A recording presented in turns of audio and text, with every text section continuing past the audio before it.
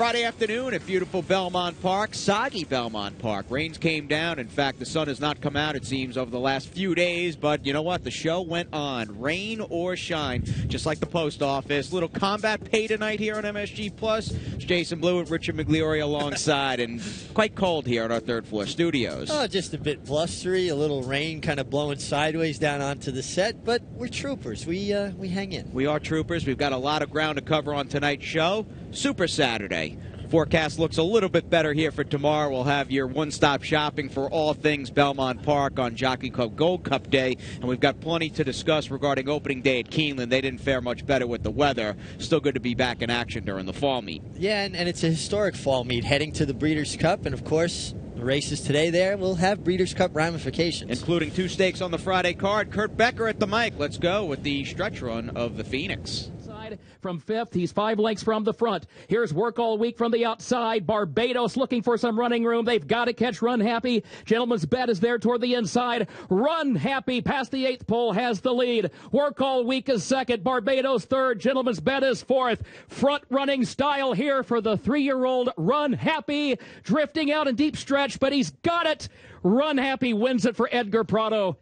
Close for 2nd, Barbados. A bad break from the inside. It didn't matter ultimately for Run Happy. Impressive once again, beating older horses. He got away with that today. He's not going to get away with that in the Breeders' Cup. He's going to need to break well and not get shuffled back. And you know how the Breeders' Cup Sprint is run. But that being said, Run Happy is a serious racehorse. And he beat the Breeders' Cup Sprint winner from last year, Work All Week.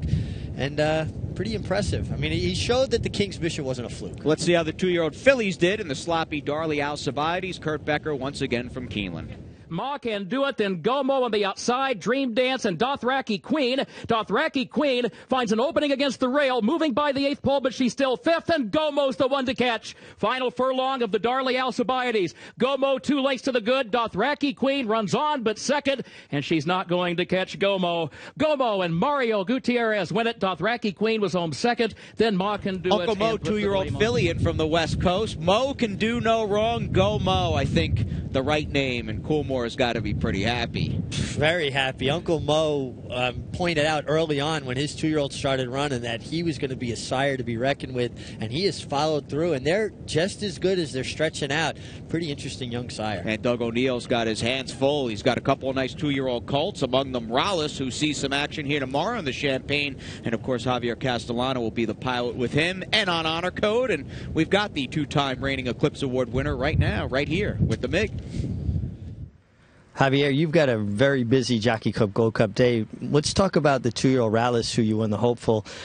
He's stretching out to a mile. How do you think he'll like that? It's a really nice horse. The way he did in the Hopeful, very impressive. He broke out of the gate. He put a good position in the race. He finished phenomenal. The way he did it, turn for home from the quarter but to the finish line, very impressive. I don't think I have a problem with it. Stretch him up. I think we're looking forward for the mile race. And how difficult is that? First time you ever saw Rallis is when you rode him in the Hopeful. How difficult is it for you to ride a horse without ever being on them before? Well, I've been watching. I do my homework a little bit. I watch his horse when he rode in the West Cup. It looked to me easy horse to ride the way he does everything in this stride. I broke out of the gate. I think it's very easy to deal with the horse. I'm very lucky, very fortunate. I get on the horse and we have a success together. I think it's going to put a little more confidence for the next level. Well, speaking of confidence, Honor Code, you've had such great success with him. He's turning back to a mile. Is that a concern for you? Do you think he has enough time to get up? I think so. That's his style. He come from behind horse, but the way everything he does, turn for home, I mean, very impressive. You don't see too many horses in the ground. You don't see in the country the way he powerful finish he has. And now after this, he'll stretch back out to a 1.25 miles. Do you have any concerns that his kick won't be as strong going 1.25 miles? I don't think so. I think it's all depending how develop the race. If he put a good setup, it's going to make it easy for him. Well, Honor Code going in the Kelso freed you up to ride Constitution in the Jockey Cup Gold Cup, and doesn't appear to be a lot of speed in the race. Where do you think you'll be early with him? It's going to be a falling position horse. Usually he break really well out of the gate. You see how he developed the race. Sometimes you don't see much horses speed in the race, but sometimes he has to hustle a little bit. But it's a falling position horse. You see how it developed. And it looks like we got a lot of rain in the forecast. Is the wet track any concern to you with any of these horses? I don't think so. I don't think at all. On the course, he ran his muddy track. He did really well. Competition, he followed position in the Florida Derby. I mean, all the horses, they get used to me, and they got good background. Best of luck on Saturday. Thanks a lot. So looking to build upon $21 million already in the bank for 2015 and a paltry 263 wins as Javier Castellano. 8 calls in tomorrow's 11 races and 3 big shots to win 3 big stakes. Yeah, and he's got shots all day. I mean, him and his agent have been hitting on all cylinders for quite a long time. And I remember when $6 million was the benchmark for a rider, and then it was $10 million and $12 million and so on and so forth. Is it far away before a rider hits $30 million in 1 year? Purses keep going up, and keep in mind, Javier's won $21 million.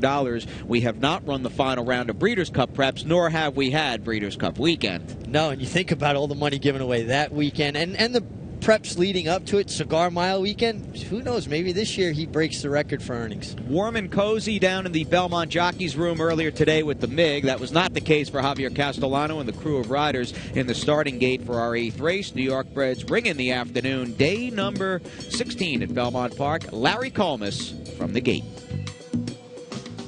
David Rocks is going out to take the early lead. Little Popsy's got speed too, and Giant in the Moonlight joins them from the inside. These 3 out for the front. And then it's True Bet and Lehigh 5 in 5th, followed by Watergate and Candid Desire last of them all. Giant in the Moonlight in front from Little Popsy and David Rocks on the outside. And these 3 will take them through the opening quarter mile that goes up in 22 and 3/5 seconds. And then it's True Bet running in 4th on the inside, 2.5 lengths off the lead. And right alongside is Lehigh 5 lengths more back to Watergate, who is second last around the far turn and just ahead of Candid Desire. So it is David Rocks and Giant in the Moonlight locked in battle on the far turn. These 2 clear 2.5 lengths from True Bet, who is now 3rd on the outside and gaining ground while going 3 wide at the top of the stretch. Giant in the Moonlight and David Rocks, the half 45 and 2. Giant in the Moonlight in front as they come down toward the 8th pole. David Rocks is second and True Bet is 3rd on the far outside. Giant in the Moonlight with something left coming down to the 16th pole in front. David Rocks is still second, and then comes True Bet on the outside, but it's Giant in the Moonlight and Javier Castellano under the wire in front. True Bet got up for second over David Rocks. Lehigh 5 was 4th. Giant in the Moonlight, far off the rail today beneath Javier Castellano, and he finally got through this condition and made the chalk players happy at 5:40. Well, Javier rode the first race, was narrowly beaten, had to wait around to the 8th, but he made the most of it. Javier doesn't chase any empty wagons, and we kind of touted Giant in the Moonlight last night. We thought he would handle the wet track with his pedigree and the fact that he's had some success on it in the past. And we thought maybe he didn't fire his best shot last time in Saratoga, but he was very good today. And a real strong backbone in the New York Breeding and Racing program for owner breeder Alfred Jr. He takes his mares, and well-bred mares at that, to the out-of-town open company stallions. This one a gelding by Giants Causeway. Bruce Brown, the winning trainer. What else happened? Let's do it. Fab 4 on a soggy Friday. Larry, take us away. Into the stretch, watch the tie. On the outside comes Full of Mine. These 2 clear from Super Psyche, who's trying to close in on the far outside. Now, the leader is Full of Mine. Full of Mine has taken over. Watch the tie on the inside, tries to battle on. Super Psyche is 2 lengths behind. It is Full of Mine in front, close to home, and Full of Mine pulls off a 25-1 upset here over Watch the Tie, Super Psyche, and Lead by Example 4th. Them after a 46 and 3/2 mile. It is Memory Keeper on the outside, Norm the Giant. And down toward the inside is Field Sense running in 3rd, coming by the 16th pole. Memory Keeper, Norm the Giant. Norm the Giant to the front. Norm the Giant pulling away late, and Norm the Giant will beat Memory Keeper. And then it was Field Sense and Sandy Strikes came on for 4th. To close in at the top of the stretch, it is Great Attack and Saturday Appeal. And they're a length and a half apart coming to the mid-stretch marker. And it's a gap of another 6 lengths back to Non-Stop in 3rd. Great Attack still there. Saturday Appeal yet to get by, but trying. And these 2 will decide it. And Saturday Appeal steadily getting to Great Attack late. They're coming to the line. Saturday Appeal over Great Attack. And then it was Non-Stop and box office. Freud Salm in front. And now BB is on the charge, angling off the rail and into second. Louisville First is right there. And Eloise is fourth, furlong to go. Freud Salm, Louisville First. Between those two comes BB. It is Freud Salm, Louisville First now on the far outside to the front. Louisville First takes the lead, and Louisville First is going to go on and win as BB gets second late. Freud Salm ended up third, and then came Eloise fourth. Way off the rail out in the middle of Big Sandy was Louisville First. RAP Racing. Let's go back. Cappy, take us into that Friday second look in the slop. Good-looking Girolamo filly took another step forward today in her third lifetime start. George Weaver carrying over from that good Saratoga meet he had. Manny Franco, I thought he built a lot of momentum towards the end of Saratoga, putting together a nice meet here. And the Girolamos, well, they just keep running. And it doesn't seem like they need a certain track, a certain distance. They're just pretty talented. It's been like the Uncle Mo's. They've just been stone-cold runners, and he'll have a chance to make some noise in tomorrow's Grade 1 Frisette, where she's already an unbeaten New York-bred filly, while Irad Ortiz, in the meantime, leads all jockeys heading into Super Saturday with 20 victories at beautiful Belmont Park. Plenty of action here tomorrow afternoon for a number of names on the trainers list, certainly toward the top end with Chad Brown and Todd Fletcher loaded for bear. We had 9 different trainers winning races today in the slop at Belmont Park, and let's see claims. Even with the wet track, few horses, in fact, quite a few horses were claimed, including a pair out of Jason Service's barn in race number 7, Nonstop, reclaimed by David Canizzo for $32,000. He's good when he's got his head on straight. What about Super Saturday? Let's talk about it. Javier and a whole lot more here on Insider.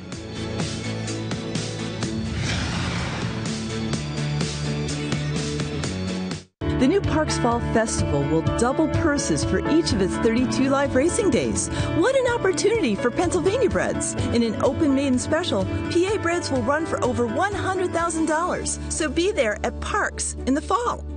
Hello, I'm Brian Sanfratello. Last year, we paid $33 million to PA breds in the form of breeder awards, owner bonuses, and restricted race purses. Our Equine Coalition Group is united in the pursuit of making sure that we receive every dollar we deserve. And that's why our Racehorse Development Fund has been constant in the past 4 years. Please go to our website at www.pabred.com or give me a call at 610-444-1050.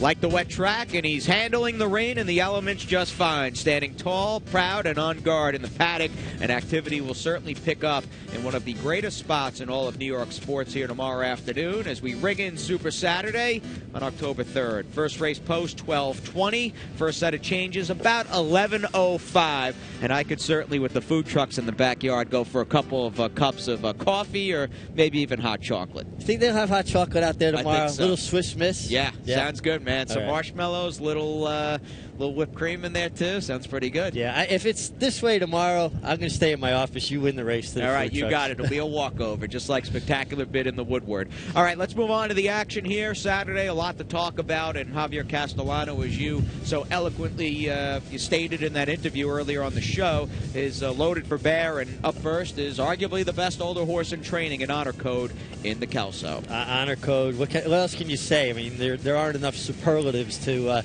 talk about his vaunted late run. He just puts it in overdrive, and he went and caught Liam's Map. No easy feat. The way Liam's Map came back and won the Woodward, you had to really give this race even more credibility than it already had. And this Whitney goes down as one of the top 5 races I've ever seen in my life. It was a great Whitney, a Whitney for the ages, right up there with Victory Gallop and Berens and Skip Away and Formal Gold and Will's Way. Christophe Comont, however, wants to stand in the way of Honor Code. Honor Code's beaten him a couple times this year with Tonalist, and Christophe takes him on with Red Vine, who's been very solid as a 5-year-old on the dirt. He really found a whole second act to his career on the dirt. I like the turn back for him. I think it intensifies his late kick. There is speed in this race, which should help Honor Code, but I think Red Vine's going to get a good setup and not be far away, and depending on the conditions tomorrow, and we'll see how it plays out earlier in the card, how horses are running. Are they coming from way back? Are they coming from just off it? Or is speed going to be good? We have to pay attention to the racetrack tomorrow. And the inside, not the place to be today, by the way. Most riders avoided the rail. I think that was the place to not to be, and Appealing Tale's got to deal with that inside post. Mig, a very good segue into the speedy West Coast horse by Tail of the Cat, trained by Peter Miller, who's coming in out of a victory against Wild Dude in the Pat O'Brien. Yeah, and he's forced. His hand is forced from the rail. He's going to have to go. There is some other speed in here, like Scarly Charlie, who's coming out of sprint. Appealing Tale is definitely going to make it a pace for these horses to run at. But my question to you is Appealing Tale up to this task? I mean, he hasn't won Buyer figures that are lofty enough. He's not. Right. I hate to cut you off, but he's not. No, well, I mean, I asked the question. Right. We're glad he's here, and best of luck to Gary Barber and Peter Miller. And it's always nice when the West Coast horses ship in, and he's put up a pretty nice resume out of town. But I think he is personally biting off a bit more than he can chew here tomorrow. Yeah, I agree with you, and I just think that the setup isn't good for him. The rail, he's going to be under the gun, and he's never really shown a race fast enough to compete with what he's going to see tomorrow. A couple of different horizontal guarantees, if you will, here tomorrow afternoon. And first up will be that $100,000 guaranteed pick 6. It gets underway in race number 6, a very soggy edition of the 2015 Flower Bowl. And there is talk, and the quote I read, likely to be moved from the inner to the Widener, and they'd break basically right on the clubhouse turn with the 16th of a mile to go. Chad Brown really wants to win this race again. Stephanie's Kitten seems like his best runner. Well, last year she got it done here. I thought her Beverly D was really good. Kind of showed that maybe she hasn't lost a step, which I was questioning before, to be honest with you.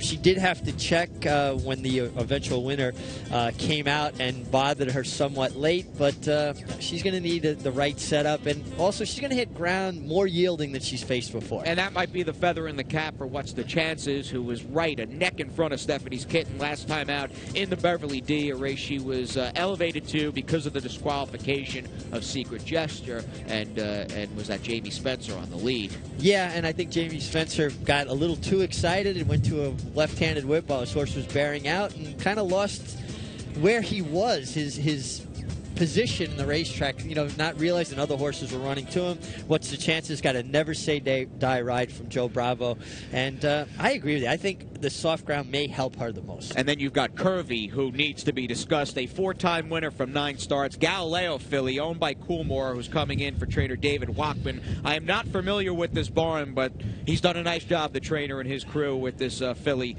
who's basically just kept winning at ascending class levels overseas. And the one thing about it, she's handled soft ground in Europe. I mean, they ran 1.25 miles, the one race she won, in 2:12. That's extremely soft. She's going to handle it. She's been running in Group 1s over there. She's been successful in Group 2s and Group 3s. Actually, Curvy's the one who benefits the most from this weather. I was talking more about the horses that had run here already. But Curvy, to me, the 3-year-old coming this time of year, I think she's got a big advantage. If she runs a race, they might all be running for second money, with all due respect, even with the wildly successful career of Stephanie's Kitten as a potential repeat Flower Bowl winner. And we want you to win the $500,000 guaranteed pick 4 tomorrow. It begins in race number 7, the Grade 1 Frisette. A lot of history and prestige in this race. I can still remember Heavenly Prize and Strategic Maneuver, and so many good horses doing nice things in this spot. And up first will be With, as we go back to Saratoga on a warm and sunny day. I thought With was very good. I thought 5.5 might have been a bit too short for her, and she kind of broke a bit awkwardly, but she ran on, and I think the mile is going to be a benefit to her. Although I think it is a big jump from 5.5 to a mile, but she's got the right trainer to get that done. Christophe Clement, no doubt in my mind she'll have the foundation to do it. And then we have She's Already, the New York-bred phenom so far. And I use phenom a little loosely in this case. Not like she's broken any track records, but she's been very speedy and very professional, and she's been kind of a neat horse to watch for Nirvana Stables and Jimmy Ryerson. Well, we saw Girolamo handle the slop today well, so I don't think the mud's going to be a concern pedigree-wise. And Jim Ryerson's having a terrific Belmont. He has basically shown that he's here, and he's here to stay. He means business. And this is a good filly, and I like her progression. 5.5 5.5, 6.5, now to the mile, but she's getting the acid test for sure. And a potential grade 1 looming third time out for Nickname. She's the Scat Daddy filly, trained by Steve Asmussen, owned by J. Foxwoods, and they have spent quite a bit of money and built up an impressive array of young fillies that they eventually want to have as part of a solid and very world-class broodmare band, and she was solid again second time out. Yeah, she was solid. I'm sure Nickname would like to be called Frazette winner after tomorrow, but there's some speed in here. She's going to have to deal with the Doug O'Neill filly on the outside, and she was very effective showing good speed last time. It'll be interesting to see if she's able to stretch it out to the mile. 7 in race number 7. Don't forget the guaranteed late pick 4, and Ken Tonalis win a second consecutive Jockey Club Gold Cup.